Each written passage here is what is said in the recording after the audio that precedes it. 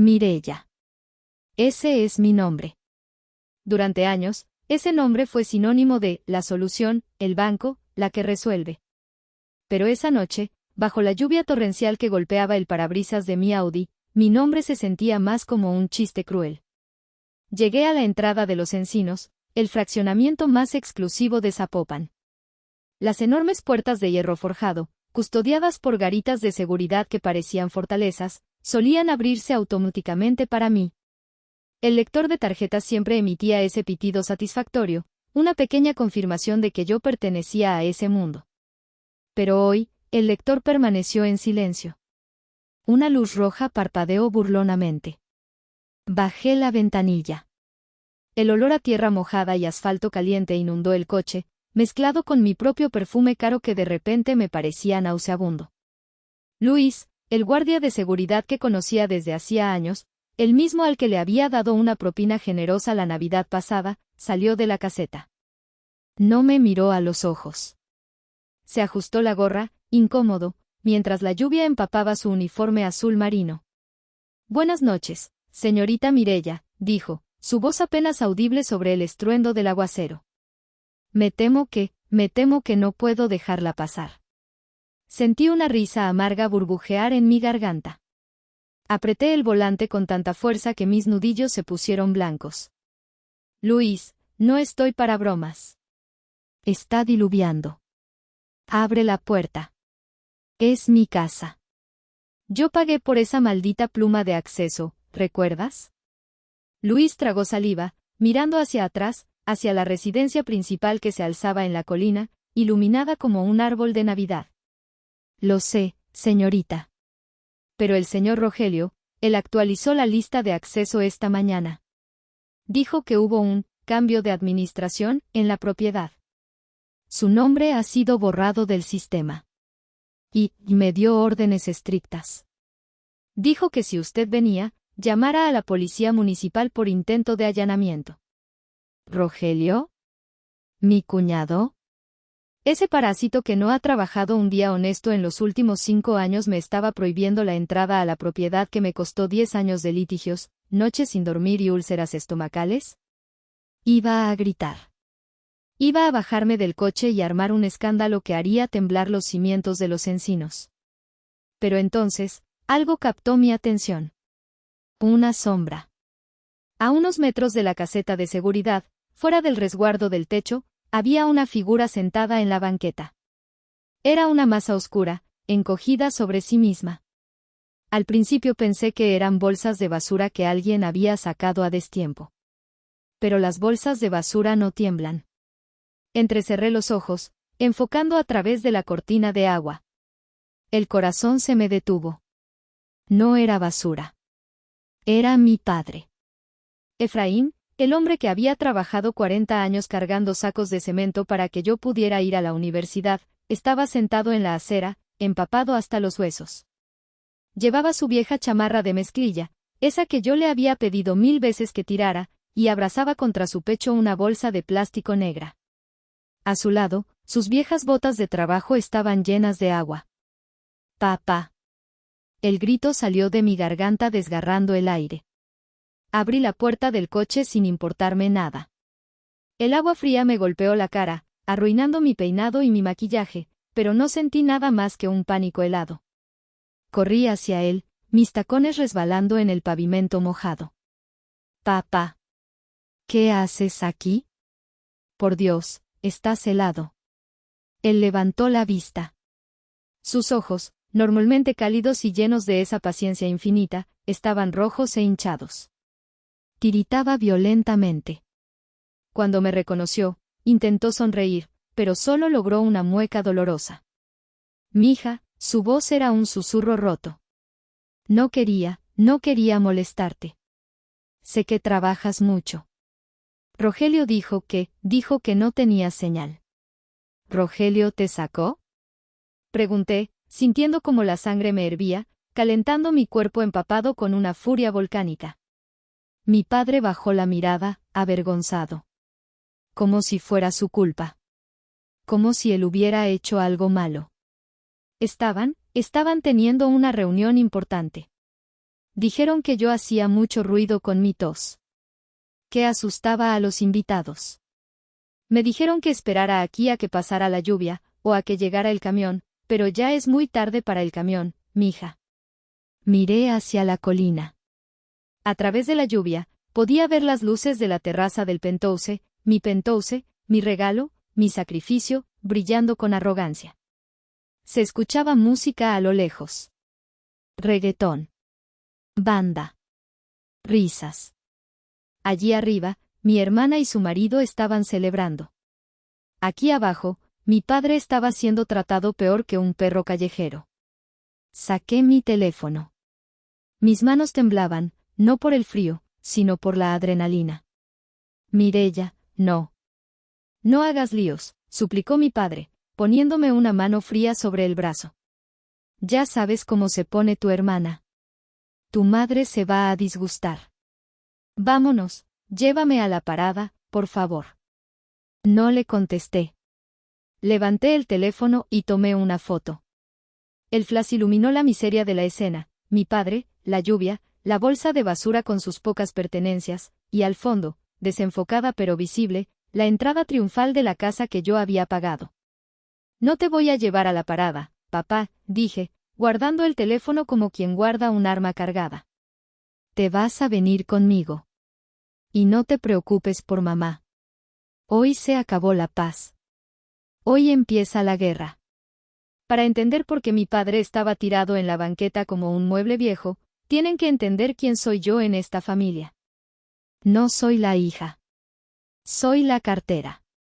Soy el plan de retiro. Soy el plan B, cuando el plan A, mi hermana Alondra, falla, lo cual sucede con una regularidad cronometrada.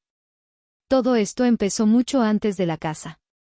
Empezó con pequeños gestos, con la dinámica invisible que se teje en las familias mexicanas tradicionales donde el sufrimiento se premia y el éxito se castiga con envidia silenciosa. Recuerdo perfectamente mi cumpleaños número 30. Hace 4 años. Decidí invitar a toda la familia a El Asador de Don Pedro, un restaurante de cortes argentinos que mis padres jamás habrían podido pagar por su cuenta. Quería consentirlos. Quería verlos comer bien, sin mirar los precios en el menú, sin preocuparse por si el agua de horchata costaba 10 pesos más que el refresco. Llegué temprano, reservé la mejor mesa. Me vestí con un traje sastre impecable, sintiéndome orgullosa de mi reciente ascenso a socia junior en el bufete. Cuando llegaron mis padres, mamá traía esa cara de mártir profesional que también había perfeccionado. ¿Qué pasa, mamá? Pregunté después de besarle la mejilla. Ay, hija, es que Alondra. Suspiró, sentándose pesadamente. Pobrecita. Me llamó llorando. Dice que no puede venir porque el coche de Rogelio no tiene gasolina y no tienen ni un peso hasta la quincena. Y los niños, ay, mis nietos, tenían tanta ilusión de venir a verte. Sentí el primer pinchazo de irritación. Alondra tenía 34 años en ese entonces. Rogelio tenía 36. 2 adultos, con 2 hijos, que vivían en un estado de crisis financiera perpetua debido a sus propias malas decisiones. Rogelio cambiaba de negocio emprendedor cada 6 meses, desde vender celulares chinos hasta criar peces exóticos, y siempre terminaba perdiendo el poco dinero que tenían. Les puedo mandar un Uber, mamá, ofrecí, tratando de mantener la calma. No, no. Es que también necesitan pañales. Y leche. Y Rogelio dice que le da vergüenza venir con las manos vacías a tu cumpleaños. Mamá me miró con esos ojos de cocker spaniel. Hija, ¿tú qué ganas también? ¿No tendrás unos 2,000 pesitos que me prestes? Yo se los doy discretamente para que vengan. Para que estemos todos juntos. Ya sabes que la familia es lo primero. Ahí estaba. El chantaje emocional. Si decía que no, yo era la egoísta, la que rompía la familia, la rica amargada. Si decía que sí, estaba financiando la irresponsabilidad de mi hermana. Saqué mi cartera. No eran 2,000 pesos. Eran 5,000. Toma, mamá. Diles que vengan. Que pidan lo que quieran. La cara de mi madre se iluminó como si hubiera visto a la Virgen de Guadalupe. Ay, gracias, mija. Eres tan buena. Dios te lo va a multiplicar. Alondra y Rogelio llegaron una hora después. No traían regalo. Rogelio pidió el corte más caro de la carta, el tomahawk bañado en oro, y 3 botellas de vino. Se pasó la noche hablando de su próximo, gran negocio, de criptomonedas, interrumpiéndome cada vez que intentaba contarles sobre mi trabajo. Los abogados son unos ladrones, dijo Rogelio con la boca llena de carne, riéndose y golpeando la mesa. Cobran por hablar. Yo prefiero el trabajo real, el de los hombres de verdad. Mi padre, Efraín, comía en silencio, avergonzado, mirando su plato. Mi madre sonreía, feliz de tener a su niña de oro, Alondra, y a sus nietos cerca, ignorando completamente que yo estaba pagando por cada bocado que se metían en la boca. Al final de la noche, la cuenta fue astronómica. Pagué sin chistar. Alondra se acercó a mí mientras esperábamos el ballet parking. Pensé que me iba a dar las gracias. Oye, Mireya, dijo, masticando un chicle con la boca abierta. Vi que te compraste bolsa nueva. Marca Coach, ¿no? Uf, qué lujo. Y uno aquí batallando para comprarle tenis a los niños para la escuela. A veces pienso que la vida es muy injusta, ¿no crees? Tú sola, sin hijos, con todo el dinero, y nosotros con tanto amor pero sin un peso. Me quedé helada. No era gratitud. Era resentimiento puro, destilado y servido en una copa de veneno. Esa noche entendí algo fundamental. Para ellos, mi dinero no era fruto de mi esfuerzo, de mis noches estudiando leyes hasta el amanecer mientras Alondra se iba de fiesta. Para ellos, mi dinero era una anomalía cósmica, un error del sistema que debía ser rectificado redistribuyendo mi riqueza hacia ellos. Y sin embargo, seguí intentándolo. Seguí intentando comprar su amor, o al menos, su respeto. Ese fue mi error fatal. Ese fue el camino que me llevó a comprar la mansión en Los Encinos. La idea de la casa no surgió de la nada. Nació de la culpa y de la necesidad de salvar a mis padres de su propia miseria, y quizás, de salvarme a mí misma de la sensación de ser una extraña en mi propia familia. Vivían en un departamento de renta en la colonia obrera. Las paredes eran de papel, los vecinos gritaban a todas horas, y la humedad se comía los pulmones de mi padre. El médico había sido claro, si Efraín sigue respirando ese moho, la próxima neumonía lo mata. Tenía ahorros. 10 años de bonos, de no tomar vacaciones, de vivir frugalmente a pesar de mi buen sueldo. Tenía lo suficiente para una entrada sólida y un crédito hipotecario que podía manejar. Encontré la joya en Los Encinos. No era una mansión de telenovela, pero para nosotros, lo era.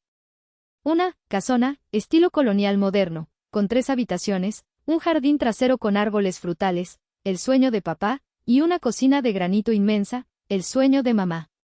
Costaba 10 millones de pesos.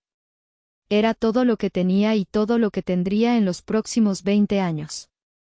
Pero yo soy abogada. Especialista en bienes raíces y sucesiones. He visto familias destrozarse por un terreno baldío de 100 metros cuadrados. He visto hermanos apuñalarse, metafóricamente y a veces literalmente, por la herencia de la abuela. No iba a ser ingenua. Fui a ver a Demetrio, mi socio y mentor en el bufete. Demetrio es un hombre de 50 años, con la piel curtida y una mente más afilada que un bisturí. Cuando le conté mi plan, se quitó los lentes y los limpió con lentitud exasperante. Mireya, hija, estás cometiendo un error emocional con una solución financiera. Eso nunca termina bien. Lo sé, Demetrio. Pero no puedo dejarlos morir en ese agujero de la obrera. Bien. Cómprales la casa. Pero escúchame bien, tu hermana es un tiburón que huele sangre. Y tus padres son las focas que le aplauden al tiburón antes de ser devoradas. Si pones esa casa a nombre de Efraín y Catalina, en menos de un año Alondra estará viviendo ahí y tú estarás pagando el predial desde la calle. Sus palabras dolieron porque eran verdad. ¿Qué sugieres? Pregunté. Un fideicomiso, dijo Demetrio, sacando una carpeta legal. Un fideicomiso de administración con reserva de dominio y usufructo vitalicio condicionado. Sonaba complicado, y lo era. Pero era mi seguro de vida. Explícamelo como si fuera Rogelio, pedí. Demetrio sonrió con malicia. Tú eres la fideicomitente y la fideicomisaria en primer lugar. La casa es del banco, el fiduciario, pero tú controlas las instrucciones. Tus padres son los fideicomisarios en segundo lugar, con derecho de uso y disfrute vitalicio.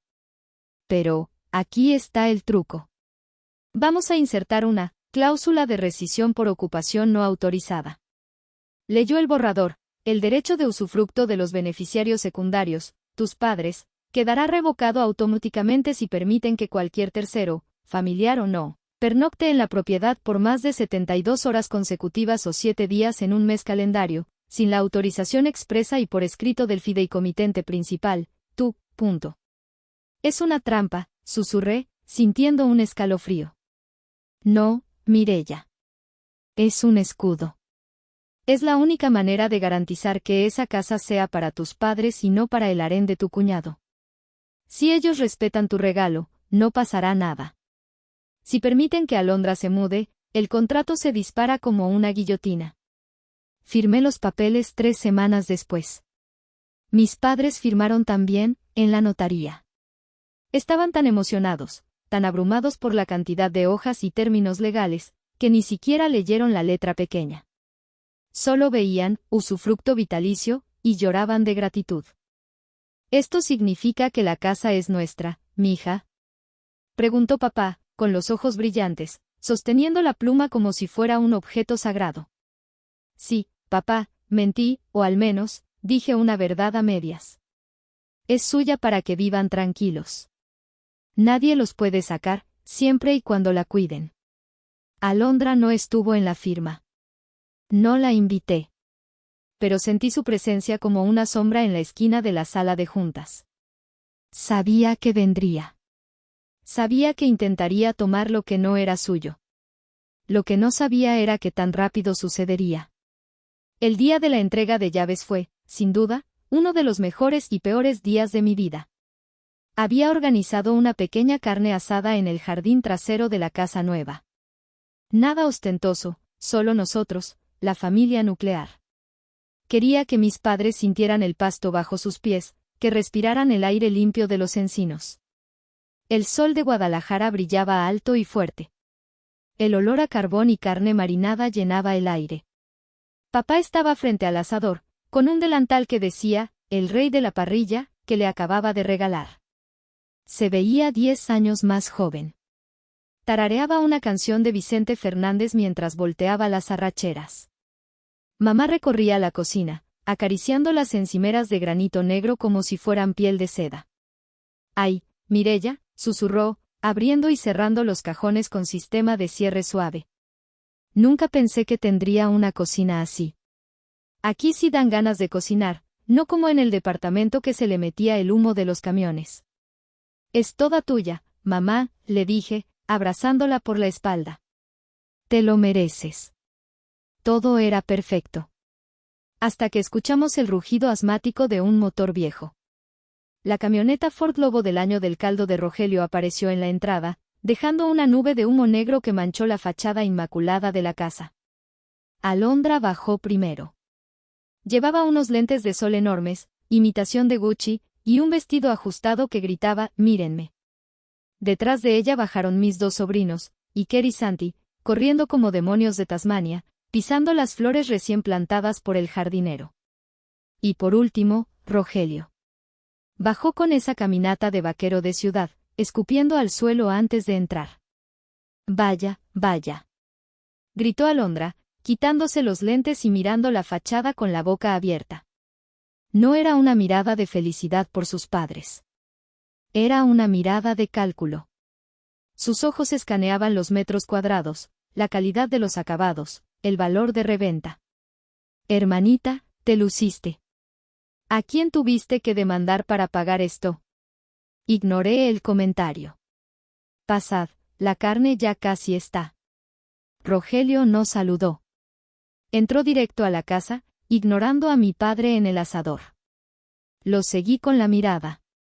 Lo vi golpear las paredes con los nudillos, probando la solidez.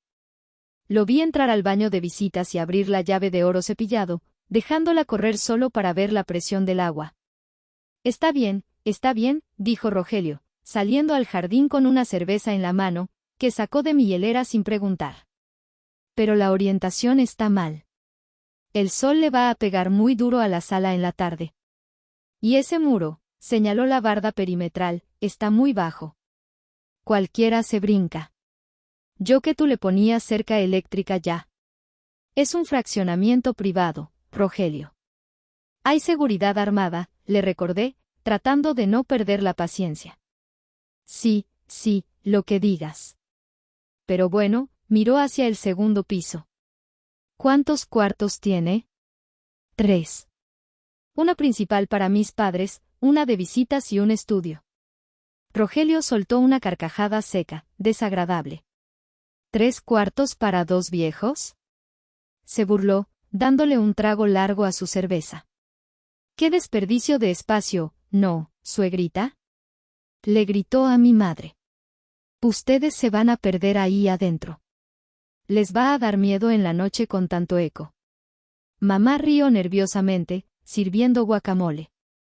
Ay, Rogelio, no digas eso. Pero sí, es muy grande, muy grande. Pues ahí está el detalle, continuó Alondra, acercándose con un plato lleno de comida. Mireya, piénsalo. Mis hijos duermen en literas en un cuarto de 2x2. Y aquí, sobran habitaciones. Es un poco egoísta, ¿no? Tener cuartos vacíos cuando la familia está apretada. Sentí cómo se tensaba el ambiente. Papá dejó de tararear. La casa es de tus padres, Alondra, dije, cortante. Ellos deciden cómo usar el espacio.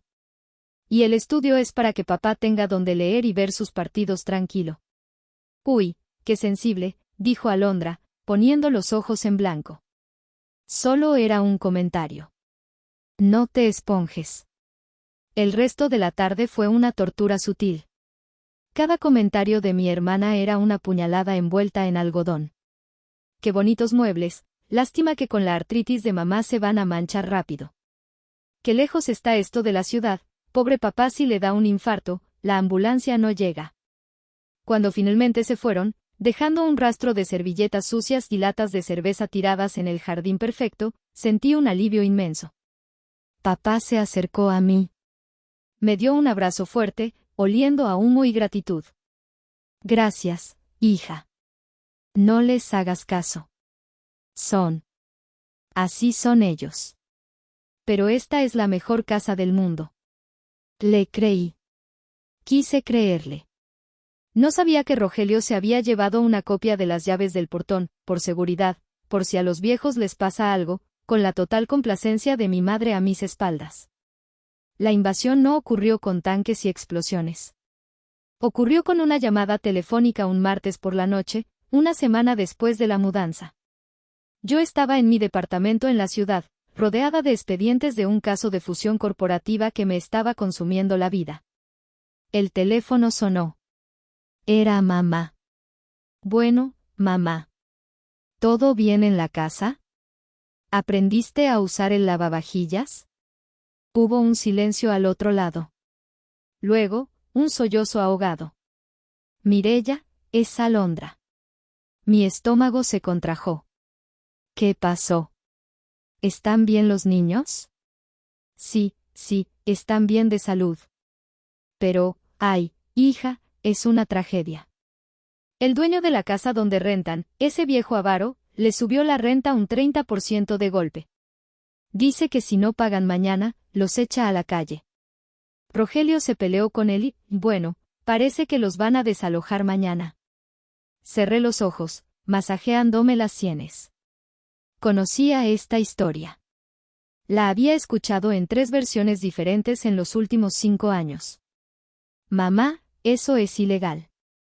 Necesitan una orden judicial para desalojarlos. No pueden sacarlos mañana. Pásame a Rogelio, yo hablo con el dueño. No. Gritó mamá, inusualmente alterada. No, no te metas. Ya sabes que Rogelio es muy orgulloso. No quiere tu ayuda legal. Solo necesitan un techo, hija. Unos días. 3 días, en lo que encuentran otro lugar. Mamá, advertí, mi voz bajando una octava. ¿Sabes lo que hablamos? Esa casa es para ustedes. Para que descansen. Si metes a Iker y Santi ahí, te van a destruir la casa en 2 días. ¿Y Rogelio? Son tus sobrinos, Mireya. Me interrumpió, usando su tono de madre dolida. ¿Cómo puedes ser tan dura? ¿Quieres que duerman en la camioneta? Solo son 3 días. El viernes se van. Te lo juro por la Virgen. Por favor, hija. Por mi paz mental. Esa frase. Por mi paz mental. Mi madre sabía exactamente dónde golpear. Sabía que yo había comprado esa casa para darles paz. Negarme sería contradecir el propósito mismo del regalo. Suspiré, derrotada por el cansancio y la manipulación. Está bien, mamá. 3 días. El viernes quiero que estén fuera. Si necesitan dinero para la fianza de otro lugar, yo se los presto. Pero no quiero que se instalen ahí. Gracias, mi vida. Eres un ángel. No te vas a arrepentir. Colgué el teléfono con una sensación de náusea. Pasó el viernes. No llamé. Estaba en medio de audiencias, honestamente, tenía miedo de preguntar. Quería creer que se habían ido. Pasó la segunda semana. El silencio de mis padres se volvió sospechoso. Normalmente, papá me llamaba para contarme que pájaros habían visitado el jardín o cómo iban sus tomates. Ahora, cuando yo llamaba, las conversaciones eran breves, susurradas. ¿Cómo están? Preguntaba yo. Bien, bien, aquí, viendo la tele, decía papá, pero de fondo yo escuchaba gritos de niños y el sonido inconfundible de videojuegos a todo volumen. ¿Siguen ahí? Preguntaba yo, directa. Es que, todavía no encuentran casa, mija. El mercado está muy difícil. Pero ya casi. Ya casi. Decidí no presionar. Me dije a mí misma que estaba siendo paranoica, que debía ser más compasiva. Dale espacio, Mireya, me repetía. No seas la bruja del cuento. Entonces, llegó la notificación de Facebook. Yo tenía bloqueada a Alondra en mis redes personales para evitar corajes, pero tenía una cuenta, falsa, que usaba para investigar a personas en mis casos legales. La curiosidad me ganó. Busqué el perfil de Alondra. Mi sangre se heló. La foto de perfil había cambiado. Ya no era ella con un filtro de orejas de perro. Era ella, posando en mi piscina, con una copa de vino en la mano y unos lentes de sol gigantes. El texto decía, Dios aprieta pero no ahoga. Después de tanta tormenta, llega la calma. Almohadilla New Life, almohadilla bendecida, almohadilla mi casa nueva, almohadilla Hard Work Pays Off. Bajé por su muro. Había docenas de fotos. Foto del desayuno en la isla de granito de mi cocina. Foto de Rogelio sentado en el sillón reclinable de papá, el que papá amaba, con los pies sucios sobre la mesa de centro, fumando un puro. Caption, el patrón en su castillo. Foto de los niños saltando en la cama king size de la habitación principal. La habitación de mis padres. Los comentarios de sus amigas eran aún peores, te lo mereces, amiga. ¡Qué caserón! Invita a la inauguración. Qué bueno que ya tienen su propio lugar. Ni una sola mención a mis padres. Ni una sola mención a mí. Habían borrado nuestra existencia. Se habían apropiado de la narrativa y de la casa en menos de 15 días. Miré el calendario. Llevaban 17 días ahí.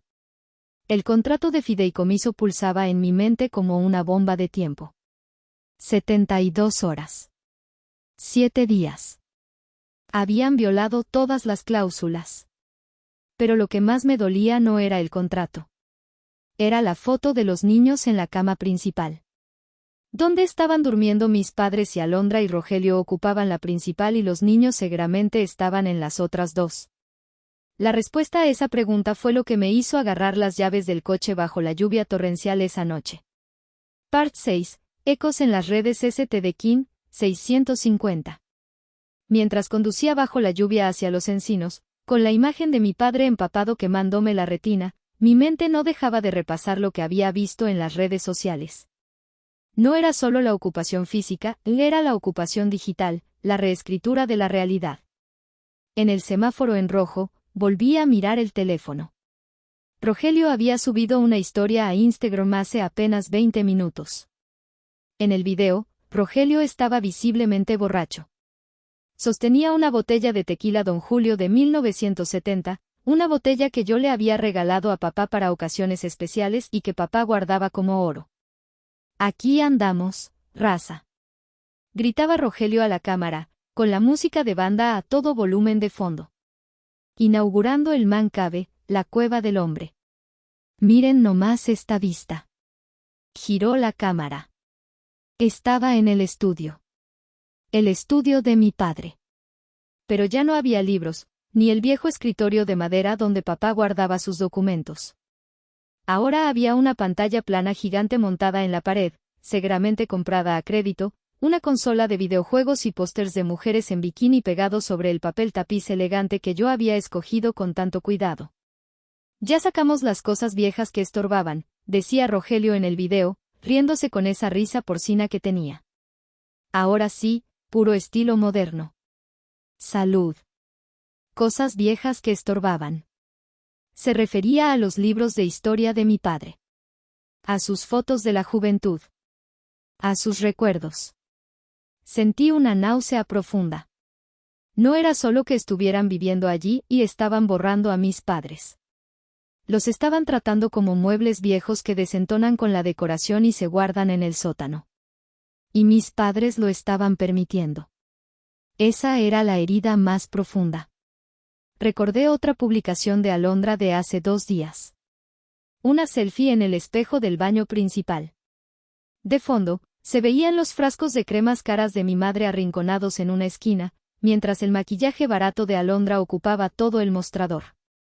Comentario de una tía lejana: «Qué hermosa casa, sobrina». «¿Y tus papás cómo están?».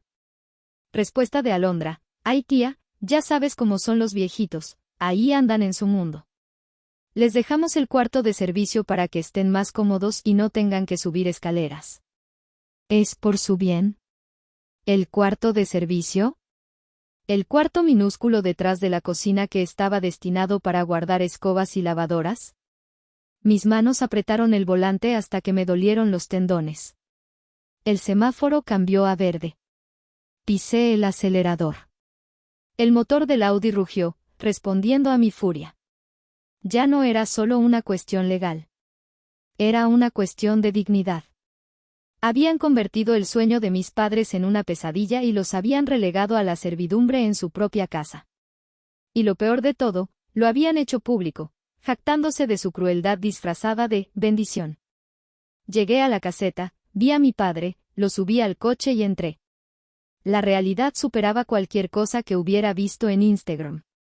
Entrar en la propiedad fue como entrar en una dimensión paralela.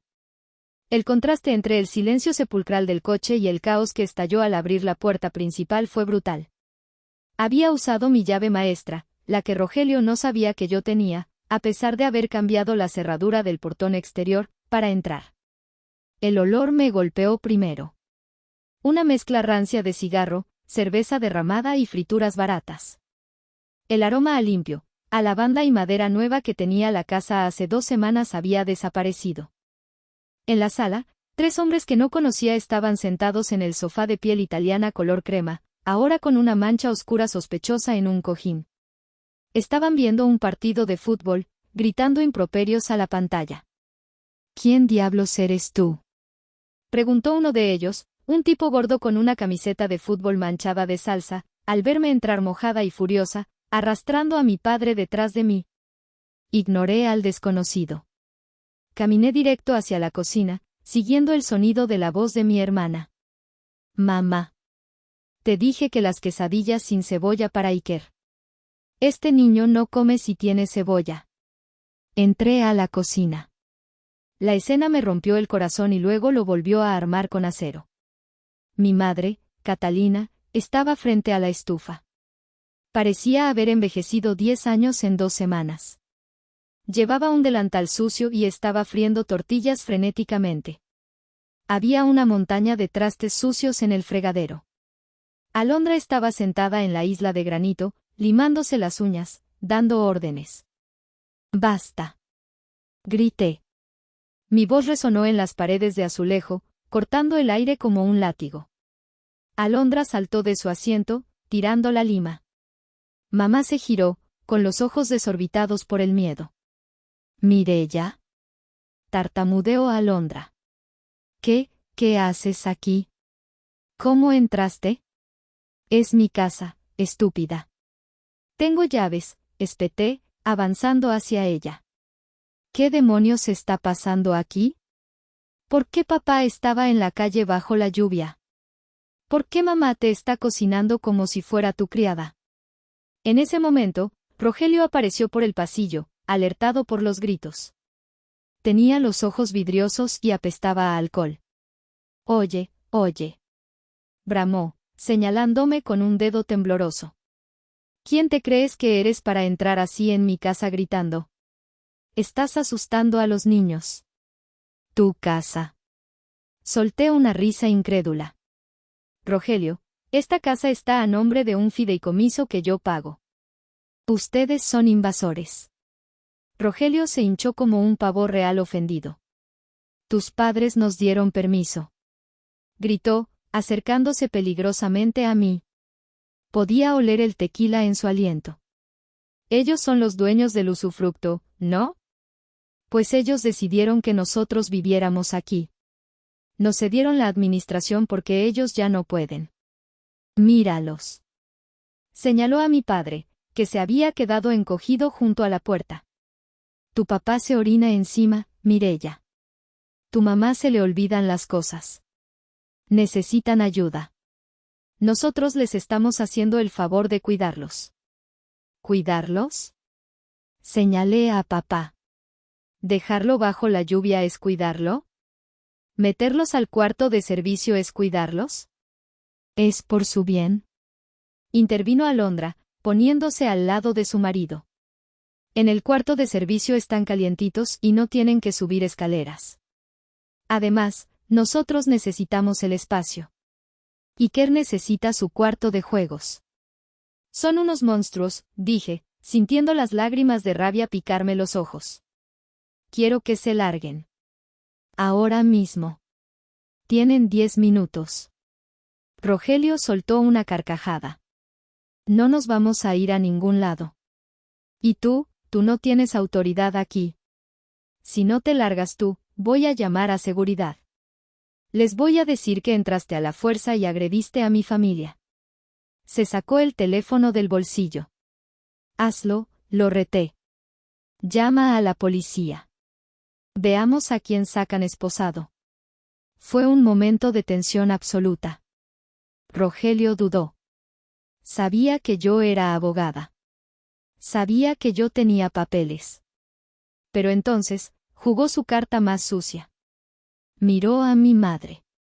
Suegrita, dígale a su hija que se vaya. Dígale que nosotros somos bienvenidos aquí. Si nos vamos, ya sabe.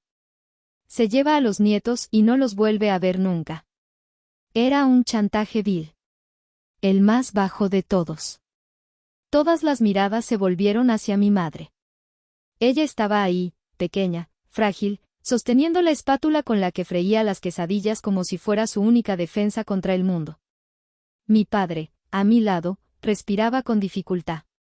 Catalina, susurró papá. Dile la verdad. Yo miré a mi madre con desesperación. Mamá, por favor. Esta es tu oportunidad. Diles que se vayan. Recupera tu casa. Yo te apoyo. Traigo a la policía si es necesario, pero necesito que tú lo digas. Mamá miró a Alondra. Alondra puso su mejor cara de víctima, esa que había ensayado desde los 5 años. Se tocó el vientre, aunque no estaba embarazada, y sollozó falsamente. Mamá, ¿nos vas a echar a la calle? ¿A tus nietos? ¿Después de todo lo que te hemos ayudado? Ayudado. La palabra flotó en el aire, tóxica. Mamá bajó la mirada. Sus hombros se hundieron. Vi la decisión formarse en sus ojos, y sentí cómo se me rompía el corazón en 1000 pedazos. No fue un sonido fuerte, fue un crujido silencioso, como cuando se rompe una rama seca. Mireya, dijo mamá, sin mirarme. Hija, por favor. No hagas escándalos. ¿Qué? Pregunté, incrédula. Ellos lo necesitan más que nosotros, continuó mamá, su voz ganando una fuerza extraña, la fuerza de la negación. Tu hermana no tiene a dónde ir. La casa es muy grande. Cabemos todos. Rogelio tiene razón, tu papá y yo ya estamos viejos, es mejor que haya gente joven en la casa. Mamá, te tienen de sirvienta, dije, mi voz quebrándose. Papá estaba durmiendo en el cuarto de servicio. Es un cuarto muy cómodo, insistió mamá, levantando la vista con una mirada de súplica. Tiene baño propio. Estamos bien, hija. De verdad. Vete, por favor. Vete antes de que se ponga peor. Deja a la familia en paz. Deja a la familia en paz. Yo era la intrusa. Yo, que había pagado cada ladrillo, cada mueble, cada plato en el que comían, era la enemiga de la paz familiar. Rogelio sonrió. Una sonrisa triunfal, de dientes amarillos.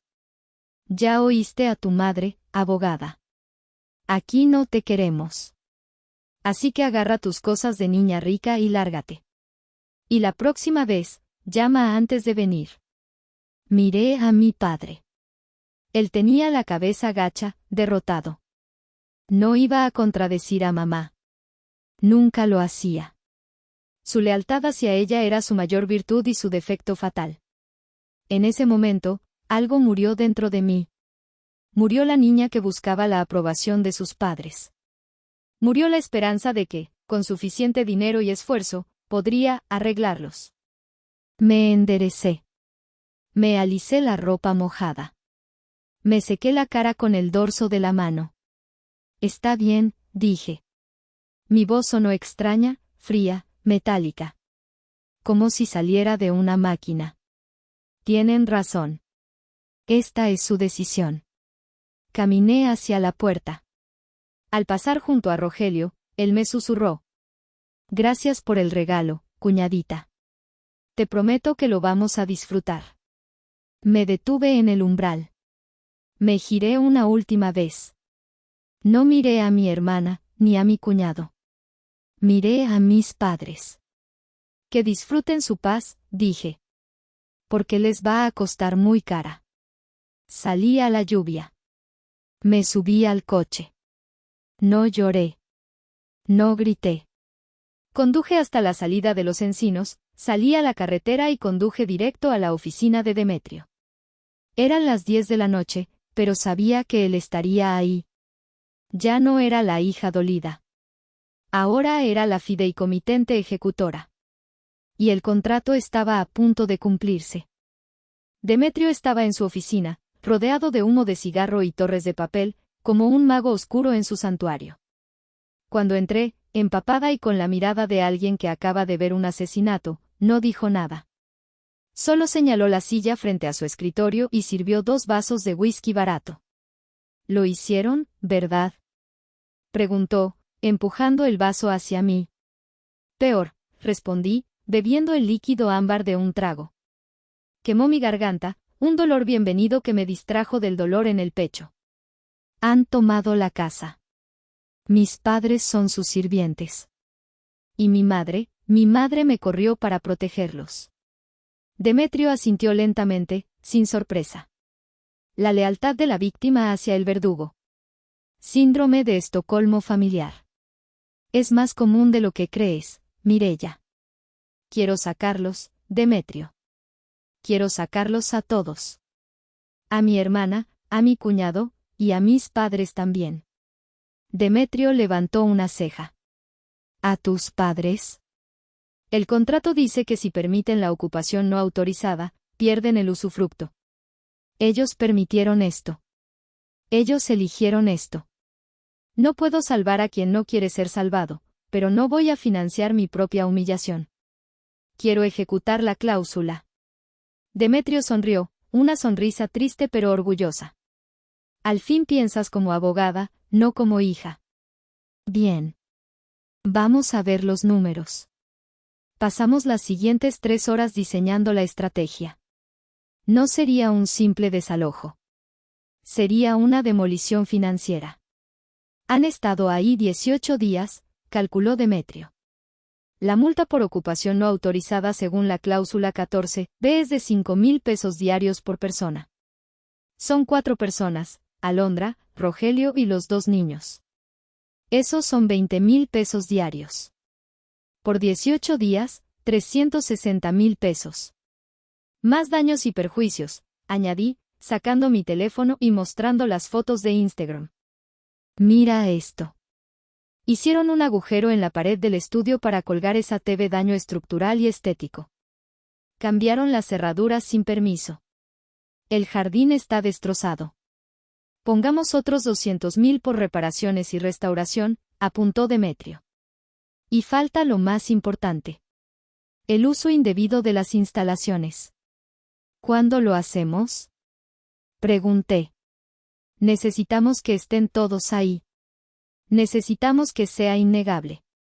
Recordé algo que había visto en el Facebook de Alondra antes de salir de la casa. Un evento creado para este sábado. Gran inauguración de la casa y cumpleaños de Rogelio. Tiramos la casa por la ventana. El sábado, dije, sintiendo una calma helada. Van a hacer una fiesta. Van a invitar a toda la familia, a los amigos del barrio, a todo el mundo. Quieren presumir. Perfecto, dijo Demetrio. Nada como una audiencia pública para una ejecución legal. Durante los siguientes 3 días, me convertí en un fantasma. No contesté las llamadas de mamá, me llamó 2 veces, probablemente para pedir dinero, prestado, para la fiesta. No respondí los mensajes de burla de Alondra. Contraté a un notario público para que me acompañara el sábado por la noche. Contraté seguridad privada adicional, por si Rogelio se ponía violento. Y coordiné con la Policía Municipal de Zapopan, presentando la denuncia de despojo con antelación para que tuvieran la orden lista.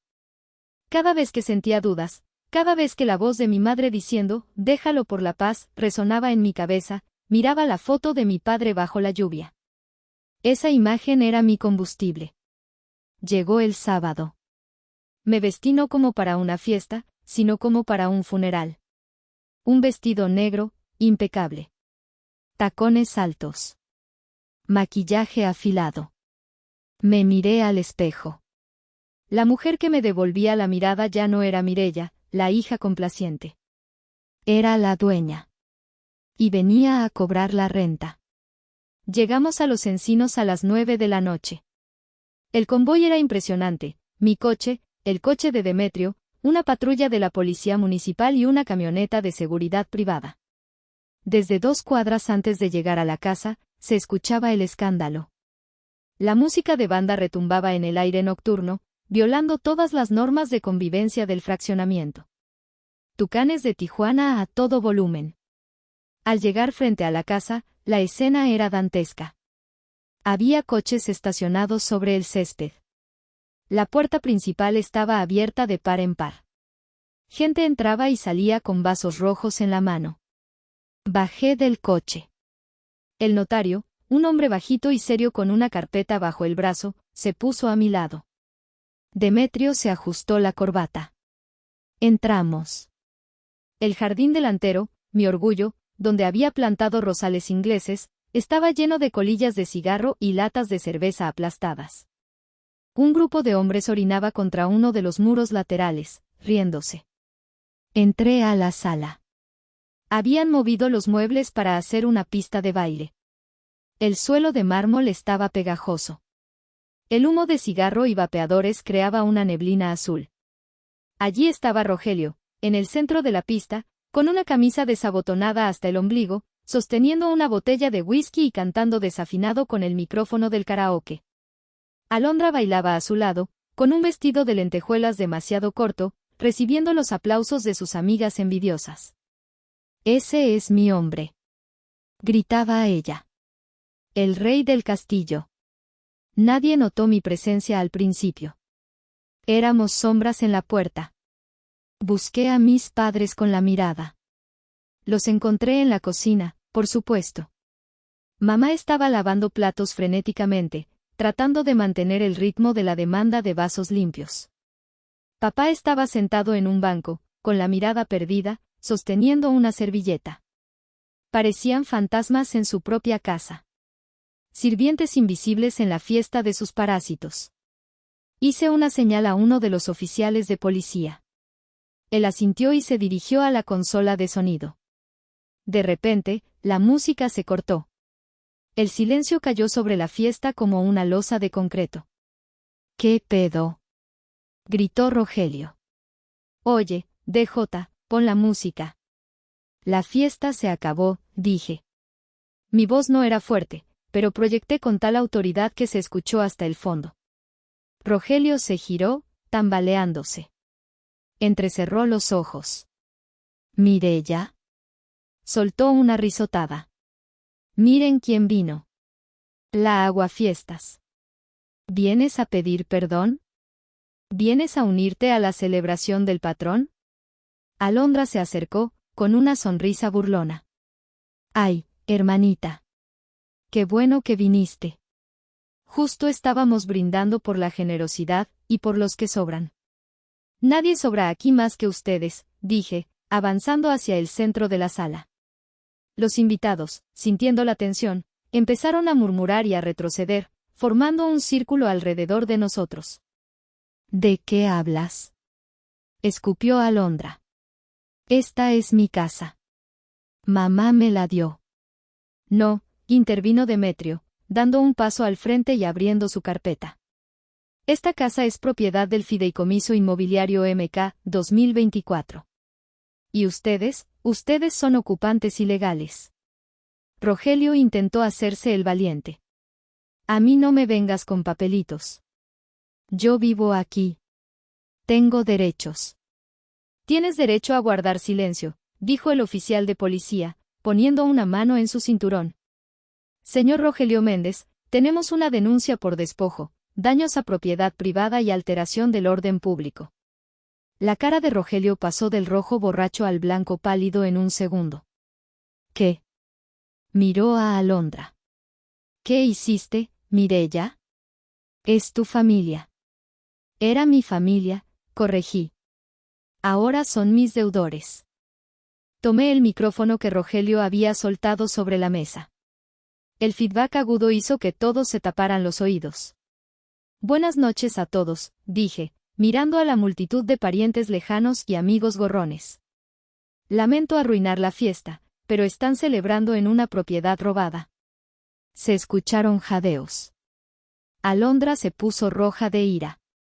«Mentirosa», chilló. «Mamá. Dile que es nuestra casa». Mamá salió de la cocina, secándose las manos en el delantal, temblando como una hoja. Papá venía detrás de ella. «Mireya, hija», empezó mamá. «Por favor, no enfrente de la gente». «Mamá, guarda silencio», dije. Fue la primera vez en mi vida que le ordené callar a mi madre. La sorpresa la dejó muda. Me volví hacia Rogelio y Alondra. Demetrio me pasó el documento clave. Según la cláusula 14 del contrato de fideicomiso que firmaron mis padres, leí en voz alta, el usufructo de la propiedad se revoca automáticamente si permiten la ocupación de terceros no autorizados. Ustedes, señalé a mi hermana y cuñado, son esos terceros. Levanté la vista. Eso significa que, legalmente, mis padres ya no tienen derecho a vivir aquí. Ustedes lograron que los echaran. Felicidades. El murmullo de la gente se convirtió en un rugido. ¿Los echaron? ¡Qué mala hija! No, qué mala hermana. Pero eso no es todo, continué, implacable. He hecho las cuentas. Alquiler de mercado de una propiedad de lujo en Los Encinos, 50,000 pesos mensuales. Multa por violación de contrato, 5,000 pesos diarios por persona. Daños a la propiedad, agujeros en paredes, jardín destruido, muebles manchados. Hice una pausa dramática. Rogelio, Alondra, me deben 850,000 pesos. Rogelio casi se cae de espaldas. Estás loca. No te voy a pagar ni un centavo. No esperaba que lo hicieras, dije con una sonrisa fría. Por eso traje esto. El oficial de policía dio un paso adelante con una orden de embargo precautorio. Señor Rogelio, esa camioneta Ford Lobo estacionada afuera está a su nombre, ¿verdad? Y el equipo de sonido que trajeron, y tengo entendido que tiene una cuenta de ahorros en Banco Azteca, todo queda congelado hasta que se resuelva la deuda. No puedes hacer eso.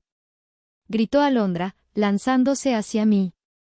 El oficial la interceptó suavemente pero con firmeza. Señora, cálmese o tendré que esposarla. Tienen 30 minutos para desalojar la propiedad. Todo lo que dejen aquí será considerado pago parcial de la deuda. El caos se desató.